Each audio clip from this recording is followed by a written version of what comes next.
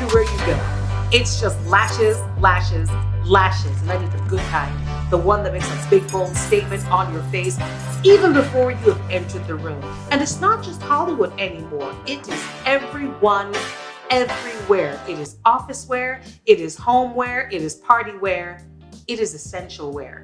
And with us today is a lady who has not only made it her day-to-day fare, but she's expanded into an entire realm of aesthetics, because that is one booming industry right now. Let me introduce you to Claire Dottin. How are you? I'm good. How are you? Fantastic. And do I even have to tell you your lashes are fabulous? Thank you. It's the question you get, like, who does your lashes? Always. That's the question now. This is standard as any. It is. You know, we get a doctor recommendation, we get a lash person recommendation. Exactly. That is definitely what it is now. Now, your story is incredible because you probably started as far away from the beauty and aesthetics industry as a person could want. I did. Architecture, Claire? Architecture? Well, my dad was in the construction industry, so I guess that rubbed off a little bit. And all through school, my intention was to pursue a career in architecture. So I did the program at BCC. I left to go to New York and study. And I got there and I decided, nope, don't like it anymore. But my mom insisted, you need to come home with a degree in something. So I'd done so many art classes that then it switched to being the graphic design program. And I loved it. Okay, because you would think that in a city full of skyscrapers and exotic buildings and historical and new things, that architecture would have been pretty, pretty in your face. It was. I still love architecture, but again, another art form. So I think I've used my love for art in any form to create my new career. Okay, but then you moved into graphic design. So what is that like actually? When I went into graphic design, I'd always been an art student from Queens College. And when I did the art program at City College in New York, I then came home and I started working for an advertising agency. Okay. So at this stage, I mean, most of us have probably seen what a graphic artist does, if it's not the Nike swoosh or, the little Coca-Cola swirl or whatever it is, that's the kind of work that we see you all doing on behalf of big brands, that they'll later go on to trademark. But the point is, somewhere along the line, the graphic designer had to come into play. Yeah. So what would your day-to-day life look like? When I worked for GHA, one of my main clients was Esso. So I did a lot of their programs. If you drove into a gas station and they were running any of their programs throughout the year, that's definitely what you would have seen. I also did a lot of work for Barbados Lotteries. So many of their advertising I would have done as well. Okay, so certain things that we just kind of drive by and see, we're not even thinking, did Claire do that? Think about it now though, like, did Claire do that? Yeah. But then that's your second pivot, but I don't see you doing graphic design today, so something else happened. Yes. So while doing graphic design, I decided, entry-level salaries are never what we all want them to be. You can't do as many things as you'd like as being a new person in the workforce. So I decided to add lashes. I wanted to do something on the side. So it was just intended to literally pay my student loan, buy clothes, and pay for that ticket. Very basic goals. Basic goals. But it grew and grew and grew till 3 years later, I was actually able to leave my day job and make it a full-time one. Now let's back it up just a little bit, because I don't think someone wakes up one morning and says, I should do lashes. I'm sure that somewhere under there, the undercurrent was beauty, pretty things, a genuine interest in makeup. Always. What was that like? So back being in university again, my cousin and I always had this routine. On Friday evenings, we met at home. We'd go to the mall, have a few drinks and a few appetizers, and then we stumble over to Mac. And we bought stuff that half the time we didn't know how to use, but it was pretty. Isn't that always the case? That was the underlying thing. We always wanted the pretty stuff. So again, that was always my interest. Anything beauty related, I was there, if I knew how to do it or not. So basically, things that we do casually, you just kind of like took it up a notch. Yes. And I know in our conversations, there's this ominous cousin lurking in the background who's always subtly just pushing you forward. Always pushing me in some direction or another. Yeah. When I first went to university, I wanted a say job, and she encouraged me to take my tuition money and go to bartending school. And I thought my mother was gonna kill me, but it worked out in the end. I actually was able to work part-time when I was in university as a bartender and working in nightclubs. You see, because people gotta drink. So somebody needs to know how to mix it forward. Exactly. I'm old enough to enter, but not old enough to drink. It works, so it's fine. Perfect, right? No one's getting high on their own supply. So I like that. But this same cousin actually told you should probably consider this as well. And for whatever reason, lashes seems to be what you had landed on. It is. I guess she saw the progress that I had made over the 3 years, and she knew how much I loved it. And she suggested, why don't you do it full time? But of course, that's not generally the direction we're taught to go in. So of course my argument was, but my job got pension and my job has paid vacations. Like, what do you mean? And she's like, Claire, these are all things you can do for yourself. And I finally did take her advice. You know, it was a situation where I still lived at home. I had no kids. So this was the perfect time to take the leap. So here you are now with this opportunity, and you're thinking, all right, this entry-level life is really not working out for me. At least let me make a go of it myself and determine, you know, how much I can make, how much I can do, and pay for my own vacation. Exactly. But lashes, I don't think was a huge thing in Barbados. And I suppose for me, that's where the bravery of your decision comes in, because it's not like, you know, getting our nails done, we've seen that. Maybe even getting a facial, we've seen that. Lash extensions? Lash extensions. And this is where I have to be honest. When I first heard of lash extensions, another friend was interested in starting doing the service. And I told her, I was like, well, nobody's ever going to pay for that. That's why they have mascara. Like, nobody's going to pay all that money. So I'm literally eating my words right now. As I've made a full career out of doing lashes. But yes, it was not very popular a few years ago. 10 years ago, it was very rare. But as time grew, everybody started getting in it. Who wanted them very short in the beginning would come out and be like, let's go longer, let's go fuller. You know, they're addictive. They're very addictive. They really are. The truth of the matter is that the first time I'd ever had an eyelash strip, just a strip, put on my eye for a party, I thought to myself, whatever this look is, I need to get it back, and I need to get it back regularly. I can see my eyes for the first time. Your face just takes on this whole new look. Whole new look. And it goes beyond the look, because I think it's the overall confidence that a person walks around with. And I know it sounds funny, but the truth is, when you have a fresh set of lashes, nothing like a fresh set of lashes. Nothing. I always tell clients, when you start, it is most definitely a personality thing. So start small, get accustomed, but it'll definitely change along the way. You probably want to upgrade by the 2 appointments later. Like, let's go a little longer, let's go a little longer, fuller. Make it rain, make it rain. Well, let's go a little broader now, because if you think about it, the lashes is just but one element of a growing aesthetic industry. It is. What do you estimate that women globally spend on lashes a year? It's definitely in the millions and high millions. There are obviously a lot of different options out there. The brand that I represent, Novalash, has been in the industry for 15 years, and they are the only physician formulated brand. So definitely it's an investment, but definitely making a lot of money, not only for the service provider, but everyone involved. So let us know what that means, being a physician, what did you call it? Physician formulated. Meaning what? Sophie Mercier, the CEO of Novalash, she's actually a cosmetic biologist and cosmetic chemist, a microbiologist. Okay. So she has done the science behind the brand. There's a lot of science behind Novalash, the adhesives, how the lashes are applied. It's all very technical and very scientific. The idea is to maintain healthy, natural lashes. So even if one day you get up and for whatever reason you want to take them off, and I'm sure that's never gonna happen, you will still have your healthy, natural lashes under there. And the idea is to be able to maintain them all the time. Your lashes need to grow in as well. So it's never to cause any long-term damage or any damage at all.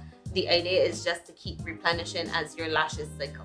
Now, Novalash has grown to be something very personal and professional to you, because I noticed that along the way, things just keep falling into place. So you went from being a consumer for your business from Novalash, now you're the distributor. Yes. So I started the business just as a regular artist, and a few years later I was offered the position as trainer, and I started off as a trainer for St. Lucia. Shortly after that, I applied as brand ambassador, because Novalash does have several programs and they are very rewarding to their artists. I applied and I was successful, and at the same time then I was offered Barbados as my territory as well. So basically I represent the Eastern Caribbean. A year later, I once again representing the brand as a brand ambassador, I was offered the position then as distributor for the region. Wow. Now, it might sound like a silly question, because, you know, if I was into computers, I would think, oh, maybe you go to trade shows. Or if I was into film, definitely go to trade shows. Are there trade shows? They are. Okay. Yeah. So 2020 has been a little bit of a sad year. What a time to get your lashes done. I know. Make yourself feel better. So it was funny. In March, I was actually on my way to a trade show in New York, and it got canceled mid-flight. Wow. But annually, I go to trade shows in New York, Orlando, Vegas. There's some in Fort Lauderdale. There are several different cities that have them. But those are the ones that I usually go to. And Novalash is well represented there, as well as the rest of the beauty industry. So any leader in the beauty industry that you're looking for will be at these shows. Now, as a business owner, how important is it to be at these shows? It keeps you on top of the game, because you definitely see what is changing. There are always trends in anything. So what's the new trends? Length in lashes, fullness, types of lashes. For instance, Novalash offers 3 different types of lashes. So there's classic, there's American volume, and there's London volume. So all of that would have evolved over the last 10 years for me. You get to see all these things at trade shows. Anything new that a company's launching, that's where you want to be. So you mean like London volume gives you that, what, 1960s power? So that is the mega volume of lashes. I could see it the minute you said it. I'm like, I bet it's that power. Yes. Very twiggy. Yes, full, twiggy. Yes. It's exactly what I saw. Yep. And American is what, more full, So American softer? volume is a lot softer, more everyday, but again, it was formulated to make sure that there's no damage being done, because the idea is that you attach one extension to one of the natural lashes. So this was the healthiest possible way to develop it without causing any damage, by adding multiple fibers to one lash. Ah, okay. So you get that nice full soft look. Big and fluff. fluff, darling. Fluff. That is awesome. So how often do you think we get to introduce new ways of doing lashes in Barbados? To be honest, I've been in the industry for 10 years, and in that time, the last 2 have been developed. It was 5 years after I first started doing lashes that American volume was introduced, and London was introduced last summer. So it doesn't happen often, but obviously, again, there's a lot of research that goes into anything that Novalash offers. So you could guarantee it's the best of the best. And I guess in a culture like ours, which is pretty homogenous, we like what we like. Yeah. You know, we like what we like. And people get stuck. Case example, me, I still love classic lashes. I love doing volume on my clients, but personally, I'm a classic girl. I like fluff. Love a little fluff. I don't know. Just gotta have a little fluff going on. Yes. Value, convenience, we got it. 50 stores and services, yeah, we got it all. When it comes to you and your family, it's here in Haggett Hall. Style, food, court, this mall has it all. Right here in Haggett Hall. Convenience for the family. Everything for you and me. Right here, yeah, yeah.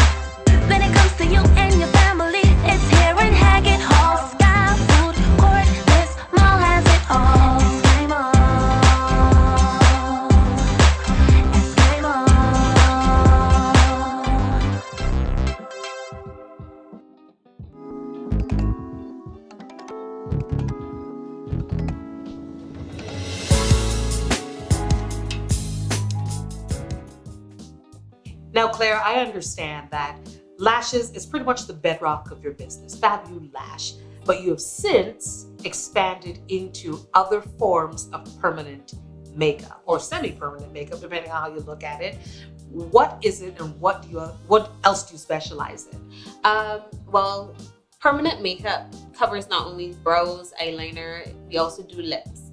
So when I first started, it was only the eyeliner, and eyebrows that I specialized in. A few years later, I was actually offered the position again as a trainer, but I was told I would need to learn lips, which was a bit terrifying for me. Learn lips. Yes. Tattooing lips somehow freaked me out a little bit. The idea of possible all this blood. Claire doesn't like needles or blood. So the idea of doing permanent makeup for me was a bit strange. But I embraced it. I accepted the challenge. And funny enough, I actually prefer to do lips now. Really? It's not something I get to do often, but it's most definitely one of my most enjoyable procedures. Because, okay, me personally, I'm thinking, look to my lips, I'm like, I don't think you need anything added. But what would drive a person to say, listen, I need something done to my lips? So some of the clients I've had in the past have said things like, my lips have no color. Okay. They look very pale. I look like I'm ill. I want to add some color to my face. Okay. So we've done that. Others may not have very much definition. We've been blessed with a very visible vermilion line. Some people don't. Mm-hmm. So that, again, adds definition to the face and adds some color as well. So if I wanted that enviable Rihanna heart, like, yeah, that's enviable right there. That Riri heart is so enviable. So it will be a bit more of a camouflage working in that case, Yeah. but yes, it's still possible. Okay, so just needed to know. And the thing is, we only say today that you don't get a lot of that done. That's probably until word of mouth, no pun intended, spreads and the people realize, you know, maybe I want something a little bit more defined. I want to see what's possible. That's true, because the same thing started with the brows. When I decided to take Fabulash full time, I thought to myself, lashes can't maintain an entire business. There needs to be something else to back it up. So I embraced doing the permanent makeup, even though I'd been suggested several times by my mentor, learn how to do it, come let me teach you. And in the back of my mind, it was like, no, Claire, don't do blood, Claire, don't do needles. Yeah. But then I was very glad I did, because it was completely opposite from what I expected it to be. And in the beginning, brows weren't very popular. Some people wanted to do it. What I found surprising was, as much as brows are very important to a younger category of people, older clients, more mature clients were the ones coming to have it done. Interesting. So where you thought your market was, it didn't actually rest there. No, it did not. Yes. So again, but over time, people got to know about the service, know about the possibilities, and that's how that grew as well. Here's something that I am not hearing in all that we have discussed, and I'm just curious. What is your business background? Because I'm hearing about business explosion, business expansion, business, and I'm thinking, well, did she say that she did business? So my business background is going to good friends and family who know better than I do. I have relied on the help of others who are more schooled in these areas. I did one semester of accounting at UE, and it passed again by the grace of friends. So this column here then? Exactly. So especially as my business grew throughout the years, I definitely turned to friends and family for good advice on how to do things the right way. Because often what I'm learning throughout this series is that people go about it differently. Some people will research the book binding off of the topic before they venture in, and that's fine. Know as much as you can. Some people just kind of say, let's dip a toe in before we dive, no problem. And some people say, well, I've watched this series and I've followed this particular career path. In other words, everybody's pivot is different. It is, but yours seems to just constantly fall into place and fall into place. And I'm thinking, how is she doing this? I have no idea, but I hope that it continues to fall into place and just keep going with the flow. So now that beauty is definitely where you are, do you actually see yourself adding anything to your business acumen? At the moment, I am not sure that I'm adding anything else, but the way things have gone, anything is possible with me. I surely didn't think I was going to be the distributor last year, and that has definitely grown and been a great experience. So you just have to wait and see what else is possible. Well, you know what? Speaking of curveballs, COVID must have thrown you a significant one. I must tell you, sure did. lashes was not my number one priority during COVID. It was nobody's number one priority, even though I did get a few phone calls.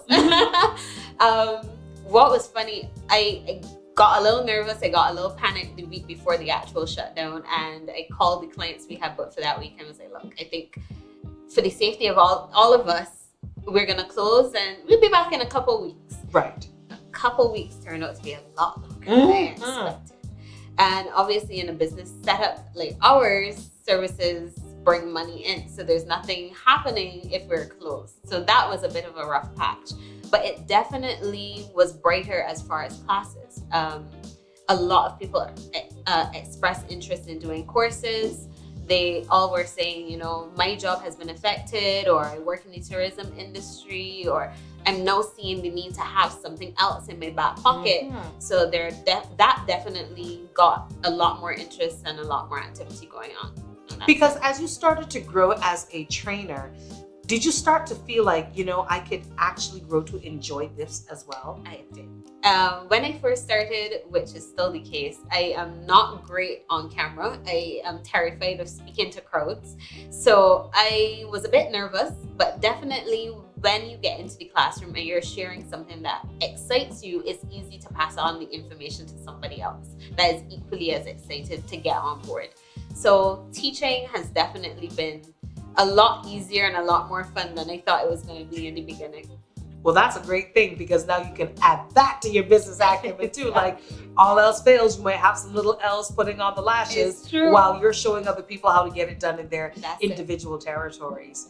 So in terms of leaving your beauty mark on the industry, what is the one thing you would want people to say about Claire Dottin, Fabulash, and what impact you have had on them? I'd like to think that they always get great service and they enjoy my company here. As I always tell everybody, lashes again are very personal, and there's so many people now offering the service. It's no longer the small market it was when I started. So there's definitely competition, and I embrace that. But I definitely want you to enjoy the experience when you come to Fabulash. So tell us about Claire outside of the beauty studio. I mean, what do you do? What do you get up to? Well, COVID has kind of put a spoke in my wheel, but definitely traveling is one of my favorite things to do. Fortunately, because of work, I used to get to do it pretty often. And I am a big foodie. So traveling and food go hand in hand. I get to experience all kinds of different cuisine anywhere I go. And even locally, now can't really go anywhere, so enjoying the local restaurants.